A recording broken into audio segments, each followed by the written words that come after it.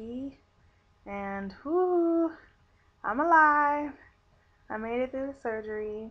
I guess this is my 7th day post-op. I can actually say post-operation of vertical sleeve gastrectomy surgery. Wow, post-op. I'm doing okay. I'm doing way better than what I was doing the first day, the second day, third day, all the days. I guess as time progresses, the healing is commencing and I'm able to do more things and the pain is a little less intense. I'm at my dad's house recovering and I'm doing okay. So thank you guys to those that have shouted me out in their videos. I've seen some of you had the opportunity to comment or do anything else but watch a couple of videos, and I was like, I have to get a video out so that everybody knows I'm okay. But I had my vertical sleeve gastrectomy surgery on August 13th at 7:30 a.m. At that time, I'm not exactly sure my weight because I don't think they even weighed me the day of my surgery, but the day before surgery I was 292 pounds. I think it was like 292 or 293, something like that, the day before when I did my weight the morning before surgery on the 12th. And I can only assume that I may have lost like a pound or two because I was only on liquids the last day. My highest weight was about 307. My highest weight ever was like in 318 or something, but I had lost a little bit of weight before then, and then I lost a little bit more, but my highest weight that I can remember within the last year or two was about 307, 308, and I have not weighed yet. I don't, to be honest, I don't even care. I don't care if I lost weight or not right now. I just want to get past this recovery. I haven't stepped on a scale. I don't care. Sorry guys, I'll get that number to you another time, maybe on my doctor's visit when I go and they actually give me the number, then I'll let you guys know. But as of right now, I have not stepped on a scale. I don't care. It started back in 1983. A little girl was born. Her name, Mickey Lala, 25. It was a great day. Alright, so as far as the morning of my surgery, I had to be there at 5:30 in the morning, and we got there about 5:25. I had already pre-registered, so I didn't have to do all that extra stuff, that some people have to do. So I just had to kind of fill out a card, let them know I was there. They immediately after that, like maybe 10 minutes we may have waited, and then they went into the actual pre-op part of the surgery where they took my blood pressure, which was of course a little high because I was on edge. I was freaking out a little bit, a little scared, couldn't believe that the morning had actually come. And when they took me into the pre-op room, you could only have 2 visitors back there. Well, my sister was the one that drove me to the hospital and everything, so she was already back there. My mom and dad came like an hour or so later, and my mom came back first, and she was sitting back there with me, talking with me. And what's funny is I always know that if I work out and drink water before I get like blood taken or whatever, it's so much easier to find my veins.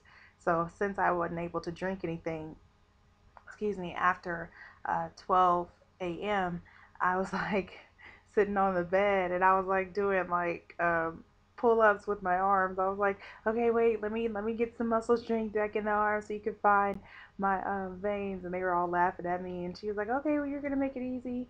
And so like I tried it in the left, and of course to no avail. And then they went ahead and did it in the right, and they got hit the mark, and she went ahead and set up the IV. After that, I was like, okay, cool, they're pumping me with liquids, so at least I'm not as dehydrated as I feel. And shortly after that, my dad came in, and it was like, he kind of runs the place, there was only supposed to be 2 people back in the back, and he just was like, whatever, I'm going back to see my daughter. And so they were back there, and like maybe 2 minutes after he came to the back, they were like, okay, are you ready? And I was like, what? No, I'm not ready. I was like, no, my dad just got here. And they're like, no, it's time to go, darling. And I was like, oh my God. And so as they're rolling me away, I'm like, I'm not going to cry. I'm not going to cry. And as I'm saying, I'm not going to cry, tears are like rolling down my face because I was so nervous and scared and sad that I was leaving my family and didn't really know what to expect. And my mom was like, it's going to be okay, baby. It's going to be okay. And so I was trying not to cry. And, jeez, I swear, nobody calls me before I do a video. It's like they have video vision or something. But okay, anyway. And so they're rolling me back to the operating room, which I didn't even know what it was. I was like, it was just this white room, almost like Willy Wonka during the, the TV part where it was like everything was white and they were the shrinkovision. That's what it reminded me of. Anesthesiologist, he was talking to me and he was trying to make jokes, and I wasn't really laughing because I'm sitting up here like nervous to death, right? And so he was like, oh, you don't think that's funny? And I was just like, I don't know if I think anything's funny right now. And so then he was like, okay, well, I'm going to give you some oxygen. So he gave me this mask. And he said, it's just oxygen so that it'll help you remain calm and breathe down, and help you to breathe. And so he was like, I want you to take a couple of deep breaths. Um, and I was like, okay. And so I breathed into the oxygen and did it again. He was like, okay, now do it again. And so I breathe in again. And y'all, that's all I remember. When I woke up, they were like, all right, you're in recovery. And I was like, what? You liars. I was like, you lied to me. That was not oxygen. But yeah, I was in recovery. And y'all, I don't know about anybody else's experience, but for me, recovery was the worst. I mean, I don't mean to scare anybody, but I'm just telling you my experience. As recovery goes, I was in excruciating pain. I'm assuming it was gas pain and it was nausea, extreme nausea. I was, gasping and, for air, and the lady just kept telling me to breathe in deep, and it seemed like every time I breathed in deep, I was like almost regurgitating. Of course, there's nothing in your stomach, so I did kind of vomit a couple of times. They kept giving me this medication that kind of made me nauseous, but then would calm me down. But the problem is, in recovery, the medication is strong, but it only lasts for like a few minutes. So I would have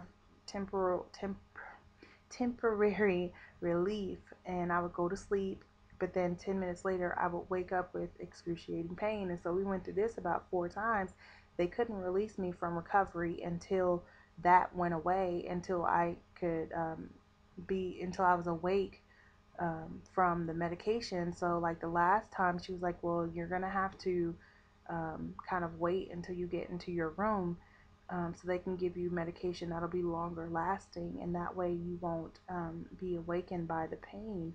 And so ended up, it was horrible. I was like, yeah, it was. I'm not a really good person when it comes to pain, so I really bad. And so I eventually got put into my room where they started administering this, really heavy pain medicine, which caused me to have extreme nausea. And so the nausea, I think, was worse than the pain itself, because it's this feeling of like your stomach is going crazy, and then you feel like up in here it's just really bad. And then if you actually start, like regurgitating, it really, really hurts the inside of your stomach. If you happen to throw up like I did, then that really, really hurts. And so it come to find out the medication was causing all the nausea. It was just too strong. And so they gave me this little pump where I could, do my finger or whatever. And but it was like morphine, and morphine was causing me to be nauseous. And so yeah, it was, the first 2 days were pretty rough. On the second day, they did find a combination of medicine that really worked, that controlled my nausea, that controlled some of the gas pain, and then that also controlled some of the regular pain. I think it was like Toradol or something like that. It wasn't morphine, and it wasn't hydrocodone. They finally found a great combination of medication, and I almost felt like I could just walk out the hospital right then.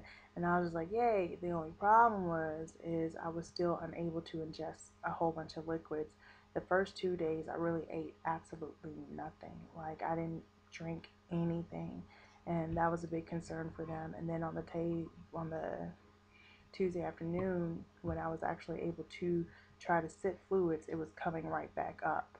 And so, not like in a regurgitating motion. It was just basically like I would sip like a little bit of, like, you sip, and then it would start going down, and I could feel it, and it was just kind of like rumbling, and then it would just like kind of get to my chest, and I couldn't really. It would take so long, like 5 minutes, for it to just go ahead and filter back down. And so I told them about that. So of course they had to do an X-ray, and they give you this devilish concoction of liquids, which I don't know where they came up with this crap, but it is the worst thing that I have tasted ever. And they sit you on this thing, and you kind of like, they tilt you forward and they tilt you backwards, and you're sitting here trying not to, you know, cough up this nasty crap that they just gave you, as they tilt you and roll you and make you roll on your side. And so I heard them while they were doing this test say that the liquid was going down, but like kind of bubbling, almost like a reflux, and then coming right back up. And then like it would be maybe 3 to 4 minutes later, and then like a little bit would go down at a time. And so they looked at my esophagus, where the esophagus and the stomach met, and at that point they determined that there was like extreme swelling from from the surgery, almost like hitting. I don't know if you can see my example here, but it was like this, and so the liquid was hitting this, and then like of course the stomach acid or whatever was causing it to bubble back up. And then as it, sat there for a little bit, and this is like a really small amount of liquid, as it sat there, it would start trickling down into my stomach area.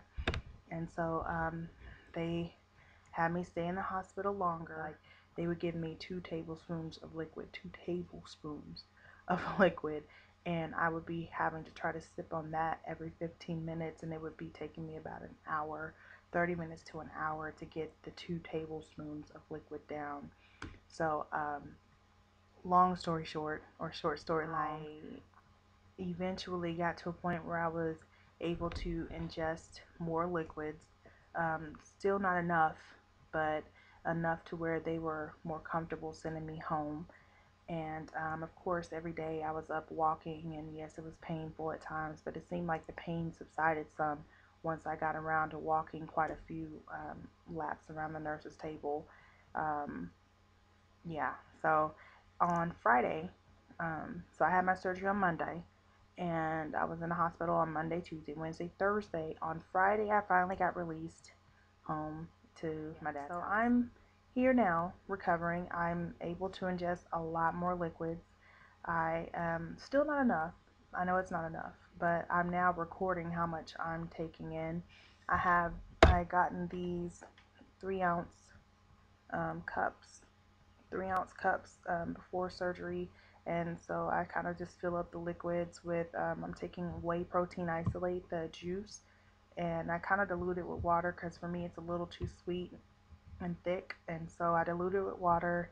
So I'll do like half that protein and then half water, and then I basically just,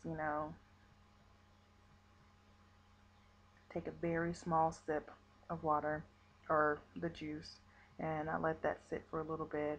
Like, now I'm able to do that and let it sit for maybe like 15 seconds, make sure that that goes down before I take another sip.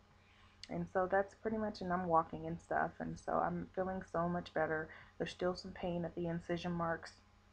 Um, Definitely, I saw my scars, kind of weird.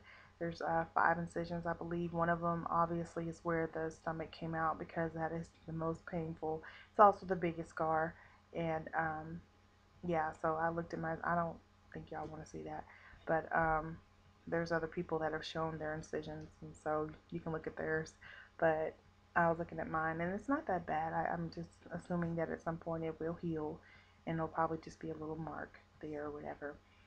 But yeah, so I'm doing okay, guys. Thank you guys for all your concerns, and and your prayers and your thoughts and your comments and everything. I did see them. I just didn't have an opportunity to write back or anything.